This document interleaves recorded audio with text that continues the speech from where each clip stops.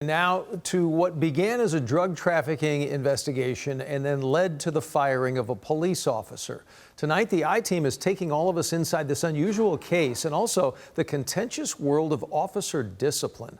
Andrea Lucia live in the newsroom tonight with the story for us. Andrea? Yeah, Doug, for most people, if your boss fires you, you're out of a job. That's certainly the case with me. But in policing, things can work a little different. The police chief does not always get the final say about who can stay and who must go. North Texas is no stranger to the war on drugs. So last year, when DEA agents learned of a local meth trafficker named Gordo, they spent months investigating him and his possible ties to Mexico. Agents narrowed in on a home owned by Gordo in southeast Fort Worth, and in August 2024, they found 22 pounds of meth along with cocaine and marijuana on the property. But the search also turned up something they did not expect: a police officer's duty weapon and uniforms. It turns out Gordo, whose real name is Adrian Esparza Salcedo, has a son-in-law in law enforcement who also lived at the home. Here's what the DEA told Fort Worth PD about its officer. But the more I write the report, to be honest, it's more so of one of those, like, how would he have not known something was going on kind of situations. The department opened up its own investigation.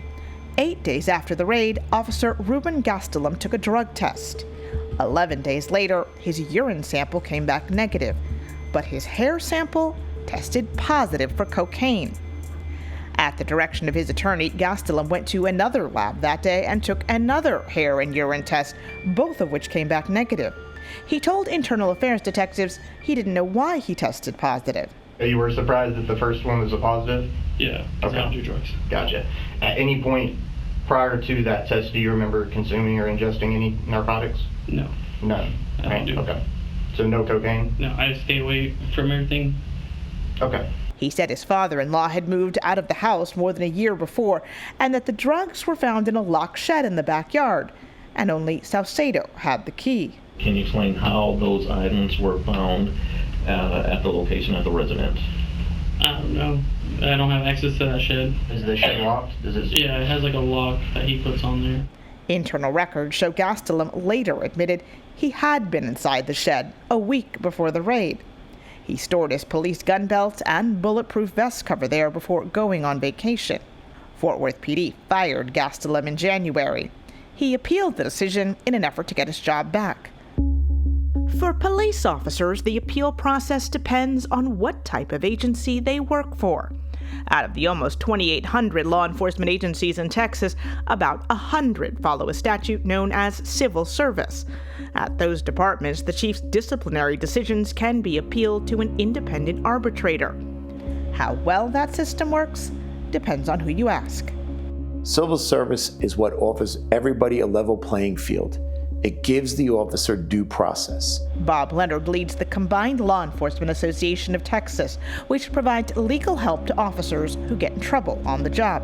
There is just absolutely no other way to ensure that an officer gets a fair shot at clearing their name than to have somebody other than the chief, sheriff, or constable looking out and making sure that the facts fit what's being alleged.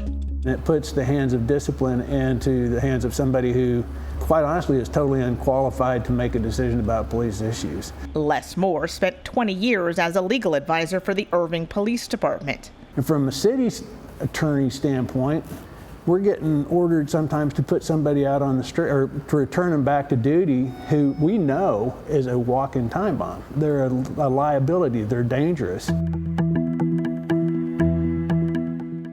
Carrollton, Cleburne, Capel, DeSoto, Lancaster, Mesquite, and Fort Worth are among the civil service agencies in North Texas.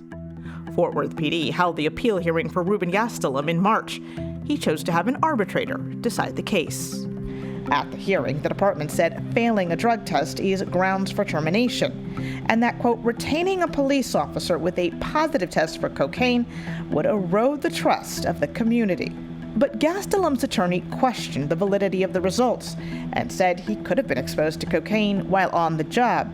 2 longtime Fort Worth officers also testified that he had never shown signs of drug or alcohol abuse. In the end, the arbitrator ruled in Gastelum's favor. His termination was overturned. He's now back on the force. Yeah, department can't just choose to be a civil service agency. A city has to actively adopt the state statute, typically by putting it on a ballot for the voters to decide. And for smaller cities and towns, it's not even an option because you need a population of at least 10,000 to qualify. Let me go to the first and obvious question. Why would a city even want civil service rules if it makes it harder to ultimately fire employees for the boss? Yeah, I mean, I've had that same question and talked to police departments about it.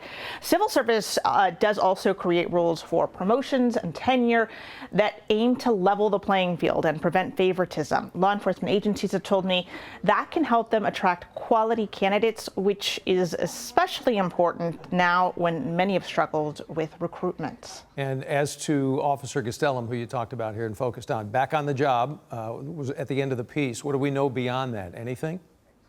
Yeah, he is back on patrol. He did escape all punishment, went from termination to full reinstatement plus back pay. According to the former legal advisor we interviewed, that's pretty uncommon. We went through 3 years worth of Fort Worth police appeal hearings.